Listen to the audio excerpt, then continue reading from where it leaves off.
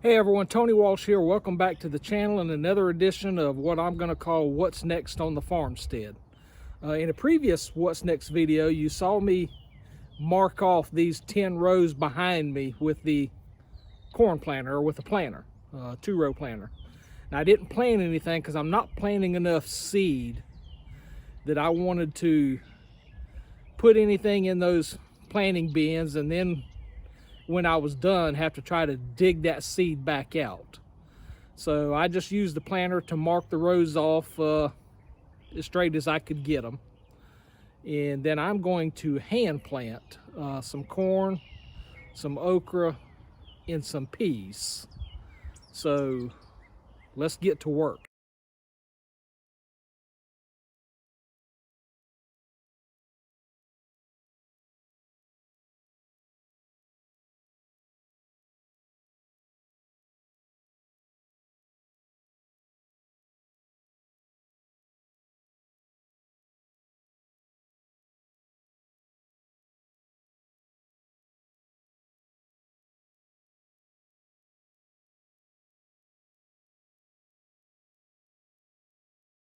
Okay, I think I said that I borrowed this planter, and I'm not going to turn the name around because they haven't given me anything, so I'm not going to advertise for them. I'm going to try to quit advertising for some folks, just like I got this blue bucket from a big box hardware store.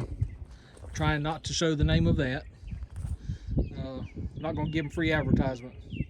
They don't give us nothing free. I'm not going to give them nothing free. But anyhow, this planter here, very simple to use, come with several seed plates. You can see there's the one for seed corn and the one I used for okra there. So see, you can see the difference in how fast and how quick it drops seed.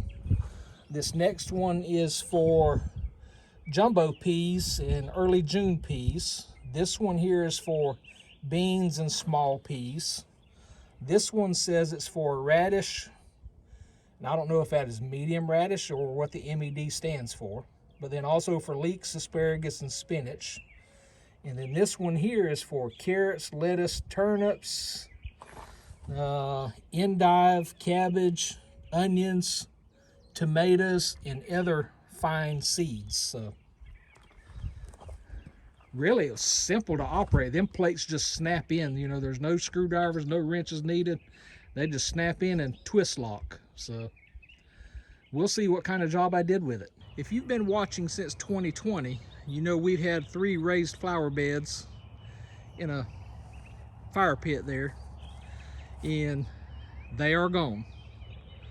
So that was ashes and all that, so I just took it out to the woods. The dirt in these 3 beds I have repurposed.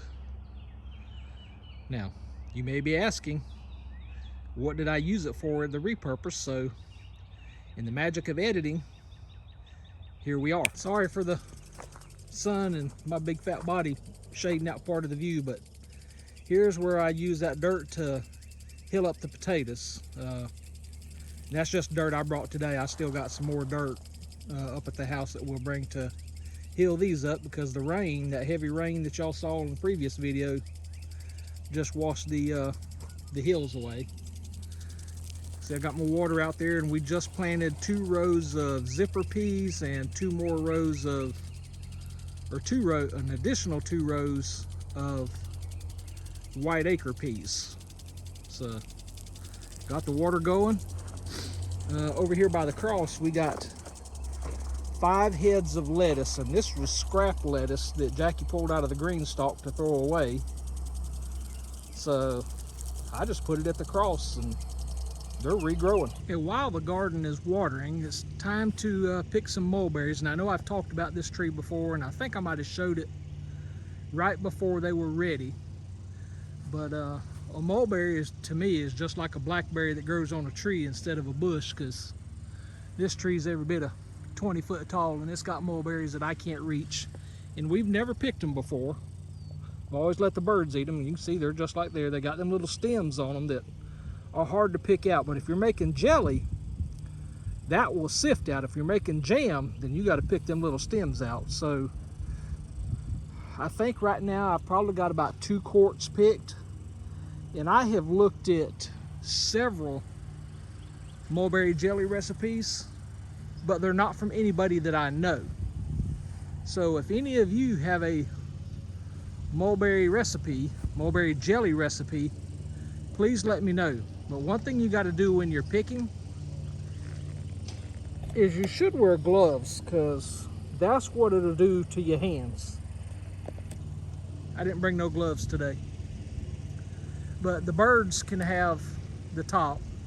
I'll just keep picking from the bottom. But share your mulberry jelly recipes with me if you have any. You know, I have some good friends that raise worms. And that's one thing I've thought about, you know, once we get moved over here, but it'll be a while. But a couple of years ago, my mother-in-law, who y'all know as Blessed Nana, started raising caterpillars for monarch butterflies. So here today is April 27th, and we put her kit back together today. So I know there's 1, 2, 3, 4, 5, 6, 7. There's 7 or 8 caterpillars in there. So, and that's parsley. So from time to time, I'll show you how the caterpillars are turning into butterflies. So today we put up flags at the end of the rows to remind us of what we planted. Got the water running series now, so I don't have to drag garden hoses out there in the middle of the rows. We got the hog panels put up at the cucumbers and some of the tomatoes. And in one of the clips earlier in this video, or the last video, I said we wasn't going to run permanent irrigation yet. So today we run a soaker hose, just where we can water easier if we need to. We actually just run it over the tubs, some of the tubs, and run it around the potatoes here. And we actually discovered we got more potatoes coming up, so we thought maybe some weren't coming, and they were. So still got to work on getting more of the grass out of here, but at least we made some effort to get some more water down here. Finished filling up the tomatoes, put more dirt in with them. And let's see, we picked some lettuce today. Jackie thinks the garlic's almost ready to pick, because it's starting to turn brown, especially that one over there. And we picked, I think, 2 more squash today. And this is where you have to be careful what you get from the big box stores, because we thought we had 6 squash and 6 zucchini. Ended up we got 8 squash and 4 zucchini.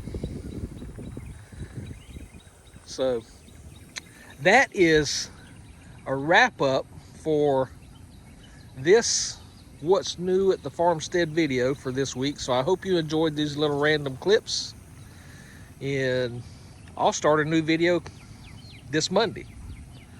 So until the next one, y'all take care and God bless.